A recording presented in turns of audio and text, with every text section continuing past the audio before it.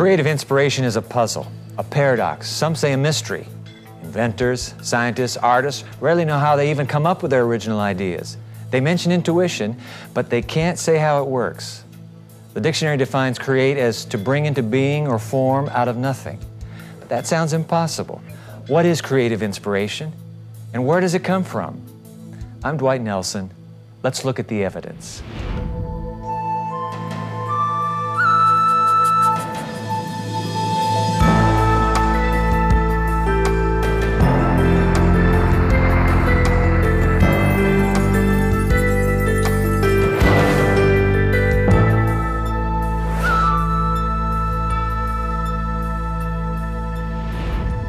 Linda Wolverton wrote the highly acclaimed film Beauty and the Beast and co-wrote The Lion King. Her version of Aida with Elton John is a hit on the Broadway stage.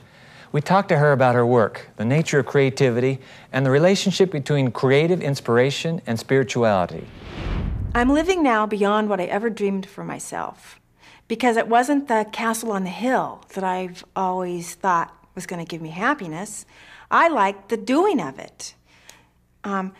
I fondly look back to the days when I was a penguin in the mall. It was simple. There was a direct form of communication, and it was simple then. And I liked myself very much then, and I liked doing it, and I liked them. It may seem like a long journey from playing a penguin in the mall to writing the Academy Award-nominated screenplay for Beauty and the Beast, but Linda Wolverton took that journey. Then she followed up her first triumph with The Lion King. That film features a story inspired in part by the death of her father while she was still a young child. In the movie, the young Simba must face the death of his father, Mufasa, who died while saving his life. It was really important that Mufasa be the epitome of the great father, the one who forgives transgressions, the one who can play with his son and teach. The perfect father, that's Mufasa. And then to kill him in a pretty intense way. Well, that was sort of bold. And, but I thought that, you know, there is life and death around us every day. And children are experiencing this every day. So what are we hiding from? So we're not going to help, so through story, we are here to teach and help them sort of vicariously experience these sorts of things. So if we don't do that, then we're not really doing our job as adults or storytellers. So I wasn't shy of killing Mufasa. I love the noble sacrifice. I've always loved the theme. It's the best of being human, is putting ourselves second to another life. That's a theme that's in Beauty and the Beast. He doesn't ever really redeem himself until he finally agrees to let her go. And then he becomes human, but he's sacrificing himself in the process. And I love the fact that he gets redeemed. That this girl comes into his life and redeems him at the brink. And he's right on the edge of losing it all, everything. Even in that dark place where he is, he sees something in her that pulls him out of the despair and the dark place that he's in. I love that about him. Linda Wolverton told us that creative inspiration feels tangible, like drinking joy. But who has creativity, and how did they get it? I think probably everybody has a different form of creativity. Some people have more of it, or listen to its voice more than others, perhaps. So the mystery is that it isn't something tangible, and it can't be measured, and it can't be weighed, and it doesn't have an IQ quotient attached. And it brings so much enjoyment to our lives. That's something that's so ephemeral and so valuable. I don't believe I could write the particular kinds of stories that I write without some level of spirituality in my personal life. If I don't live, if I don't try to live what I write, then I can't write. I think spirituality is a consciousness that we are here for a reason, that is more than just getting what we can get or just our own enjoyment, that we are here for some other purpose. My perception of God helps me when I'm looking for a higher meaning to what I'm doing, because I believe that the reason that we tell stories is to communicate something through myth or storytelling or characters, some higher truth. And I have to open myself to whatever that truth is. It just shows up. It just arrives. It just pops in. So I don't think that's because I'm so brilliant. I don't think that's because I'm a creative genius, because I don't. I just think I listen. Linda also told us her house is often filled with the sound of laughter and children running from room to room. She said play and the creative process, it's all the same. Coming up, he sold his first painting to Disney at age 18.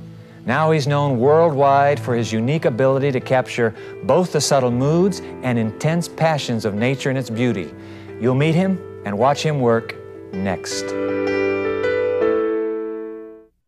We learned English. Your kids can too. Just watch Hello Channel.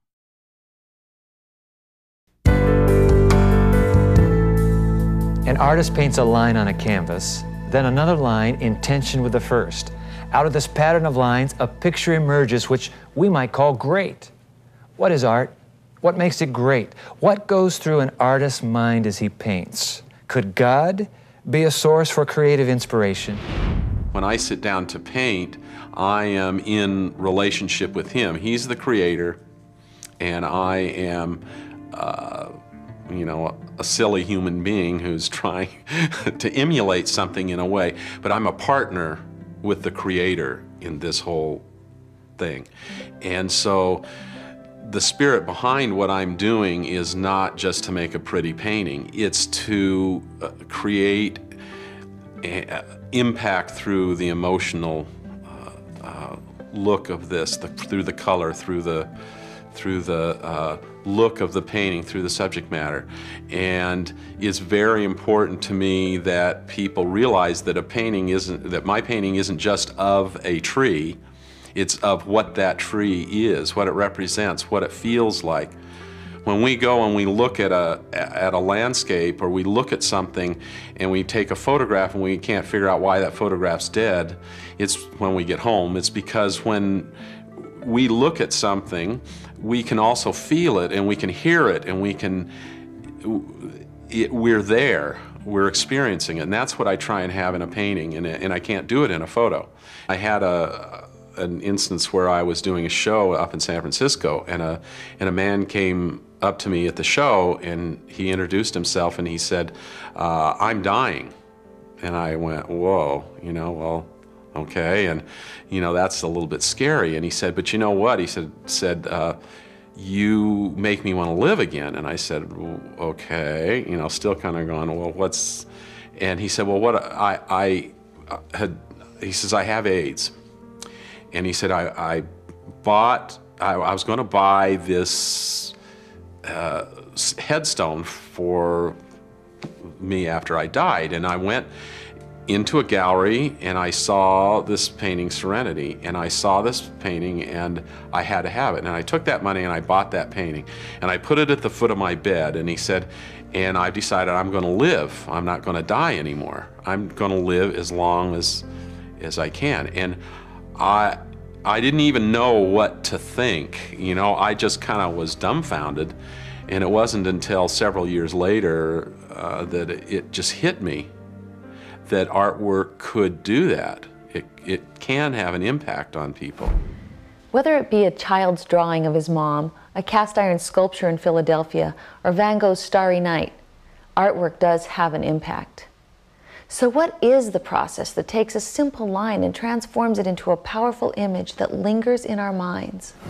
My feeling is with painting is that it starts in your heart and it goes through your head and it comes out through your hand, and that is the motion that creativity takes from me. It doesn't start out that way because obviously in the beginning, just like a piano player learning scales, you have to think about what you're doing, and so you start with your head and your hand, kind of the coordination. But it isn't until that part of your heart and soul become the most important element in a painting that you really begin to let it flow, and it just flows out. It's amazing, no matter how we would want to stop people from creating, they won't. And that's because that's within us, because we're made in the image of God, and He is part of us and we're part of Him, and it's a desire that we can't get away from, even if we want to. People who are creative, who don't create, are the most miserable people in the world. Sometimes people ask me if creativity is hard, and I don't think it should be. I think sometimes the work is hard. I think we have to work hard to be able to create. I think I've painted for 30 years, and I've painted thousands and thousands and thousands of paintings, and I'm still learning, and I've just barely got my feet wet the way that I feel. It's like I heard once that when Leonardo da Vinci was dying, that he was lamenting the fact that he hadn't done all the things that he'd figured he was going to do. And I can see where that comes from, because the more you do it, the more there is. It's almost like that principle of giving. You know, the more you give, the more you get. And it works that way, I think, with art too. The more that you do it and the more that you are true to what it is you do, the more you start getting back, and the more you want to give, and the more, I don't want to own any paintings. I just want to give them up. I want them to move into their place in the world. My belief is that the Creator created everything, and our form of creation as creative people, as people who take words and put them on paper, or they take paint and put it on canvas, or sculpt, or music, does have a connection with that Creator. And at this point in life, I'm not positive exactly how that works, but I know we're not taking nothing and making something, not like He did. We're taking elements and putting them together and creating something that is neat many times, but it isn't the same. Today, James Coleman's paintings have become some of the most sought-after works of contemporary fine art in the world. Our next guest makes a case for the artist's need to connect their spiritual vision with their creativity, and she does it in Hollywood. We'll be right back.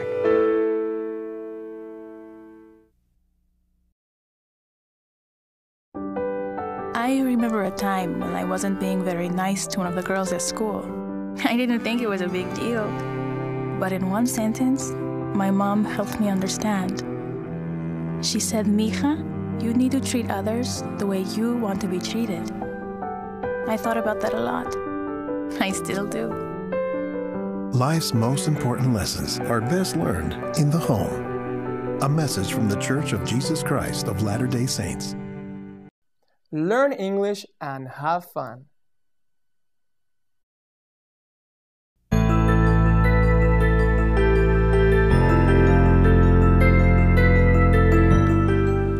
Dr. Linda Sager created and defined the job of Hollywood script consultant. In addition to writing several books, she's consulted on film and television scripts for most of the major networks and studios. And she has a doctorate in drama and theology. In fact, I have her latest book here in front of me, Making a Good Writer Great, a Creativity workbook for screenwriters.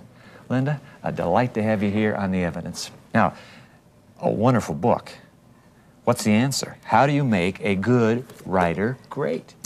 Great writing is a combination of three things. One is your art, which is your own particular perspective, your unique voice, your originality, you know, those special stories. All right. One is how do you craft it, once you know the story you want to tell. All right. And the third is, what do you know about your creative process? Do you have what we might call control over your creative process so that you can keep it going and not just saying, well, if it comes to me, it comes to me. Creative people know how to make their creative process work. Is Hollywood a place filled with great writers? No, Hollywood is filled with a lot of competent writers, a few great ones and a few terrible ones. Yeah. Like any other job in the world. I suppose you're right. Let me move, Linda, right to the bottom line. What is the definition of inspiration? I think inspiration is when the Spirit works through us and moves it to a point of illumination. It's the aha, it's the eureka, it's the I got it, I figured it out. Okay. It's that moment when we see something that's unique and original and truthful and wonderful. Talking about spirituality and creativity, where is the interface in that? What is it that makes creativity a spiritual exercise or reality? I think that what happens when we create is that many times we say it's a mystery. We don't know what's happening. Something is flowing through us and it comes out and is unconscious. And you have this marvelous flow and this marvelous energy. And I think there's something about that that is just simply spiritual. And I also think it's spiritual because when we are creating, we are trying to tell the truth. We are trying to get back to what the human condition is about, what are our lives about, what is the meaning of life, and how are we going to get that through. What about this transcendent? If art is a God thing, the transcendent is all around us. In art itself, in film, in the industry, is the transcendent there? Is it something that just is emerging more and more in American filmmaking? This is an interesting thing about that word transcendent, because religious people in film are always saying, where is the transcendence in film? I don't think that it's about looking for the transcendent in film. I think it's about looking for the immanence, the immanent spirit, the spirit within and between people. Transcendent meaning this out there God. Yes. Instead of looking for that, looking for it. Because the transcendent becomes very abstract. And people say, well, you know, how are we going to show it? And suddenly you have all this preachiness. What I want to look for in film is, where do I see something of God and of Spirit happening in that story between the characters? Where do I see transformation? Where do I see goodness? Where do I see justice? Where do I see integrity? And if I believe that those things are all part of God, then when they happen in a movie, I say that's a manifestation or an expression of God's work and God's love and God's kindness. I get the impression you're looking for God everywhere. You bet I am, and I find God everywhere. Are you finding Him everywhere? I find God everywhere too. But what fascinates me in film is how many films are so interested in evil. And you know, evil is, after a while, gets pretty one-dimensional. When was the last great villain you saw? I find most of them pretty boring after a while. I think explosions are not all interesting. What I'm fascinated in films is, where is goodness and kindness? And I think goodness is very dramatically interesting. Now you've been, your doctorate is in theology. Yes. So you live with the Genesis story of creation. How does the human mind interface with that creation story? How can the sacred act become a part of my day-to-day survival? Well, one of the things in the Genesis story is they talk about that the Spirit was upon the face of the deep and it was formless. Yes. They don't use the word chaos. Sometimes we think that creativity begins with chaos. I think it begins with formlessness. That's an interesting thought. And that we are going through a process to take us from that sense of everything being vague and amorphous, and we are trying to give it form, just like God, you know, created the trees and everything and gave form. And that creation story, I think, is a wonderful one to keep us in touch with part of the process. But I have two other favorite creation stories in the Bible. My next favorite is Proverbs 8. But what I love in that creation story is that creation is delightful. It's a joy, and we delight in what we make. And my feeling is, if people are not delighting, are not finding joy in their creation, they need to look again. They need to look at what's going on. And my other favorite creation story is Job 38. Job 38? Because God says, I created the world and I created all this huge thing, and then I set the boundaries. Right. And the boundaries were, you know, the sea will come just this far up on the shore. And what I get from Job 38 is this idea that part of creativity is being very expansive. Part of creativity is knowing where the boundaries are. Some people don't know boundaries and they become socially irresponsible. Some people don't know expanse, and they don't want to go into dark places. They don't want to go into struggle. They want it all to be just real nice and appropriate. And there, you're missing the other part of creation. So you're always in balance. Now, source of creativity. Where does it all come from?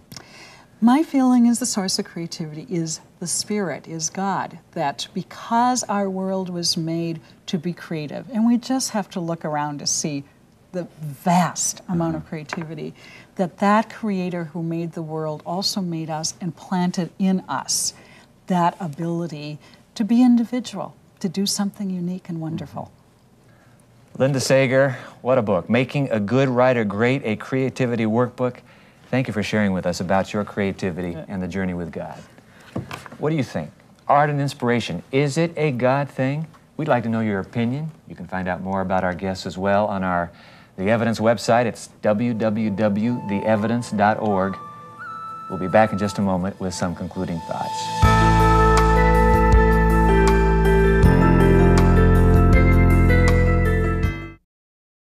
Why should you watch Hello Channel? Because learning English should be inexpensive, and learning English should be available to everyone. If you want a brighter future, join us and say hello.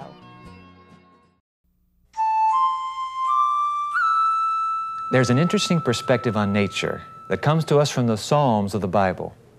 The Hebrew poets saw nature as a non-stop performance that inspired applause. They pictured God stretching out the heavens like a canopy, clothing meadows with flocks and valleys with grain, filling the broad sea with swarms of animals, great and small. The psalmist enthusiastically celebrated the skill of the Creator. I think that's understandable. We want to get to know very creative people. We want to know what makes them tick. And if God is the Creator, then God is a source of creative inspiration. That makes God the greatest artist of all. The incredible wealth that we find in human hearts and minds wells up from that original divine spring. If there is a richness in persons, how much richer must be their source? That's what I think. I'm Dwight Nelson. Join us next time for more of The Evidence.